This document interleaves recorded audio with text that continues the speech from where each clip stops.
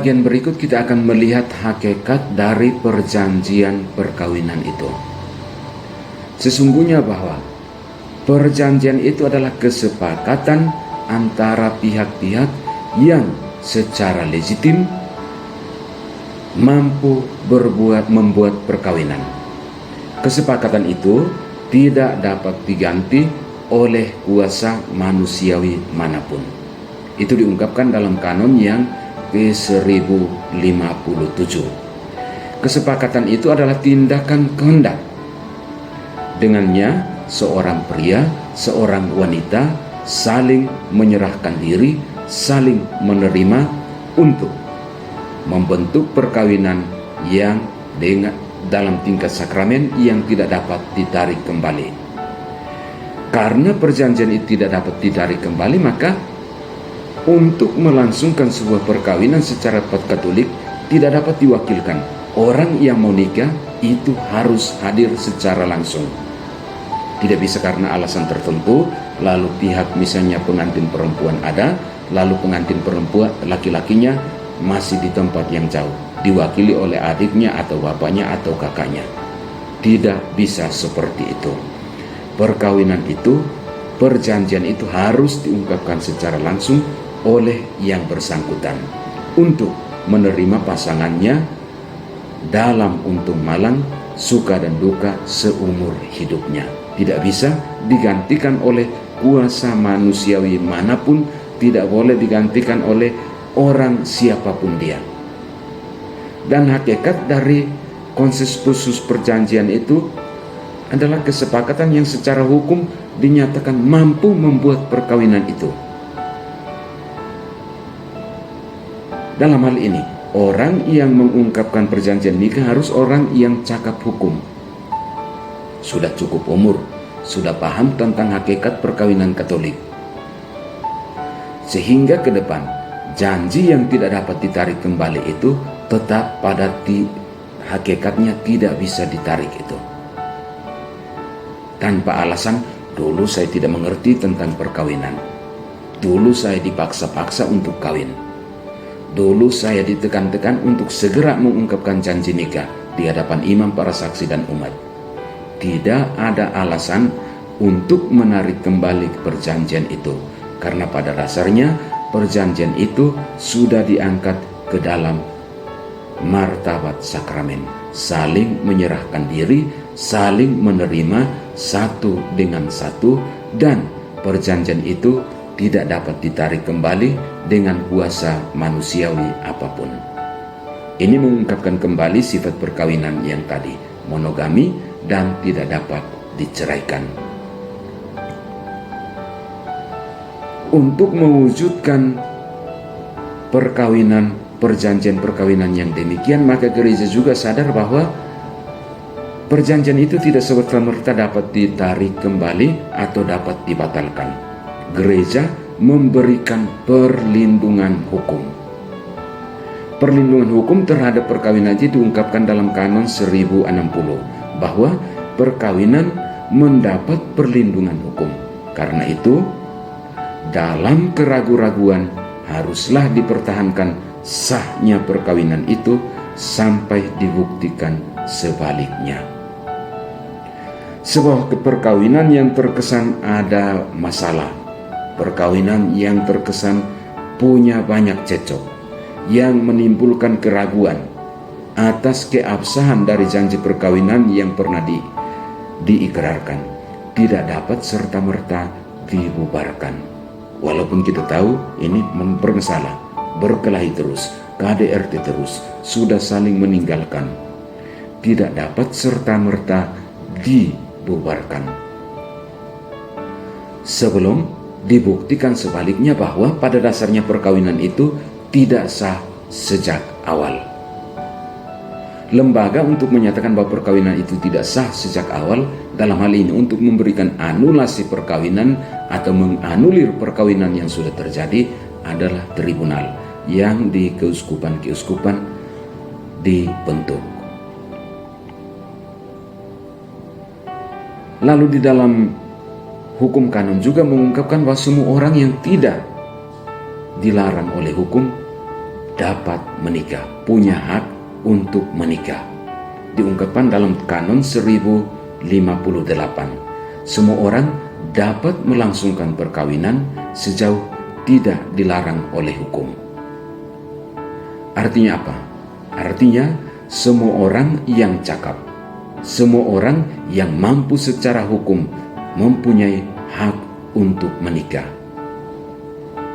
Dan karena dia bersifat hak, tidak ada kewajiban dari pihak lain untuk memaksa segera menikah. Semua orang yang cakap hukum punya hak. Boleh gunakan hak itu untuk menikah, boleh juga gunakan hak itu untuk tidak menikah. Tuhan Yesus dalam Injil juga mengajarkan demikian. Ada yang menikah, tidak menikah karena dari sononya sudah seperti itu. Ada yang tidak menikah karena pilihannya sendiri. Ada yang tidak menikah karena demi kerajaan Allah.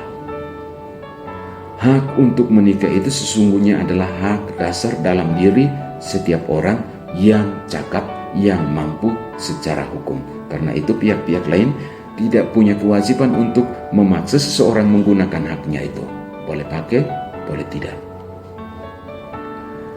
Lalu yang berikut kita akan melihat syarat untuk sahnya sebuah perkawinan menurut hukum kanonik. Sebuah perkawinan itu dapat dikatakan sah apabila tidak punya halangan, bebas dari halangan-halangan kanonis. Halangan-halangan itu antara lain yang pertama bahwa dia sudah cukup umur. Yang kedua, dia tidak punya riwayat impotensi. Yang ketiga, dia tidak terikat dengan perkawinan sebelumnya atau perkawinan terdahulu. Yang berikutnya, dia melakukan perkawinan dengan orang-orang yang dibaptis. Kalau beda gereja atau beda agama, butuh izin untuk beda gereja dan butuh dispensasi untuk beda agama. Yang berikut, halangan untuk melangsungkan sebuah perkawinan adalah orang yang mau kawin tidak terikat dengan tabisan suci seperti romo atau kaul kekal. Lalu halangan yang lain adalah penculikan, pembunuhan, sengaja membunuh pasangan dari calon suami atau calon istri untuk menikahi istri atau calon istri itu. Lalu halangan yang lain adalah kelayakan publik, hubungan darah, hubungan adopsi yang secara publik dinyatakan bahwa itu perkawinan tidak layak. Selain bebas dari halangan-halangan itu, syarat yang kedua untuk sahnya perkawinan adalah adanya konsensus, adanya kesepakatan, adanya perjanjian nikah.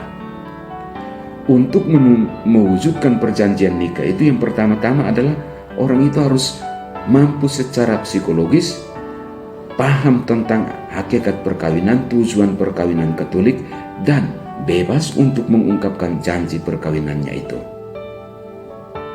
Bukan dipaksa, bukan terjebak dalam penipuan, bukan juga terjebak dalam hal-hal yang menjadikan dia pada akhirnya menyatakan saya terpaksa menikah karena ini. Kesepakatan, konsensus atau perjanjian nikah haruslah diungkapkan secara bebas oleh yang bersangkutan. Tadi awal dikatakan tidak dapat diwakilkan. Syarat yang berikut adalah upacara perkawinan itu dilangsungkan dengan forma sesuai dengan forma kanonika. Artinya di hadapan imam, diakon atau uskup, lalu adanya 2 saksi, lalu kalau memang memungkinkan orang tuanya ada. Dan janji itu diungkapkan oleh calon pria, pengantin pria dengan calon pengantin wanita, disaksikan oleh imam, pejabat gereja, diakon atau uskup dengan 2 orang saksi pernikahan. Selain itu, Syarat yang harus dipenuhi ada untuk sahnya sebuah perkawinan adalah harus mengikuti kursus perkawinan. Untuk sampai perkawinan harus ada penyelidikan kanonik untuk mengetahui apakah ini ada halangan atau tidak. Sesudah penyelidikan kanonik diumumkan lewat mimbar, diumumkan dalam pengumuman di gereja supaya diketahui orang ini ada ikatan dengan orang lain sebelumnya, ada halangan atau tidak, boleh dinikahkan atau tidak. Lalu ketika semuanya beres, jika tanpa halangan, jika tanpa hambatan, maka mereka boleh dinikahkan. Janji, konsensus, atau kesepakatan mereka boleh diteguhkan dalam sakramen perkawinan. Yang berikut kita akan melihat perkawinan campur. Perkawinan campur itu perkawinan antara seorang yang beragama Katolik dengan yang bukan beragama Katolik, atau seorang yang dibaptis dengan orang yang non-baptis. Ada dua jenis perkawinan campur itu. Yang pertama, mixta religio, perkawinan beda gereja antara yang Katolik dengan Protestan. Perkawinan seperti ini beda gereja butuh izin dari uskup, ordinaris wilayah. Yang kedua adalah perkawinan beda agama, disparatis kultus, perkawinan antara orang yang dibaptis dengan orang yang tidak dibaptis, entah berasal dari agama Islam atau agama Hindu, Buddha atau agama-agama yang lain. Perkawinan seperti itu membutuhkan dispensasi dari ordinaris wilayah. Antara izin dengan dispensasi beda. Izin itu dimaksudkan untuk mendapatkan persetujuan kelayakan dalam melangsungkan perkawinan antara orang yang beda gereja. Sebaliknya, dispensasi dimaksudkan sebagai pengecualian dari aturan. Karena keadaan tertentu, orang ini dikecualikan dari aturan untuk dilarang nikah beda agama. Dan pengecualian itu hanya dapat diberikan oleh uskup sebagai ordinaris wilayah. Untuk mengukuhkan perkawinan beda gereja, maka hukum kanon memberikan beberapa persyaratan. Yang pertama, pihak Katolik harus membuat janji bahwa dia akan tetap setia pada imannya. Janji yang kedua adalah dia akan berjuang untuk membina, membesarkan anak-anak hasil perkawinannya itu menjadi orang-orang Katolik yang baik. Selain mengungkapkan janji atau memenuhi syarat-syarat seperti itu, perkawinan beda agama juga dimaksudkan atau dilakukan dengan tidak boleh dibuat rangkap. Artinya sesudah dinikahkan secara Katolik, dipindah ke sana, nikah lagi secara Protestan atau secara Muslim. Juga tidak boleh dikukuhkan oleh pemuka agama dari agama masing-masing pada saat yang bersamaan. Misalnya sambil beri sakramen perkawinan, Ustadz juga memberikan akad nikah misalnya. Tidak dapat dilakukan seperti itu. Hanya dapat dilakukan, dikukuhkan dengan satu agama dan dihadiri oleh pemuka agama dari pasangan yang beda agama itu. Sahabat-sahabat yang budiman, demikian beberapa hal umum tentang perkawinan Katolik ditinjau dari Kitab Hukum Kanonik. Pada episode-episode mendatang kita akan melihat secara khusus tentang perkawinan campur dan hal-hal lain yang masih berhubungan dengan perkawinan, misalnya sampai dengan bagaimana sebuah perkawinan itu dapat dianulasi. Semoga pembahasan ini memperkaya wawasan kita tentang kehidupan perkawinan dan memampukan seluruh anggota SMGM untuk terus semangat mempertahankan rumah tangga masing-masing sekaligus meneguhkan orang-orang yang dilayani untuk tetap setia, tetap teguh di dalam kehidupan rumah tangga mereka.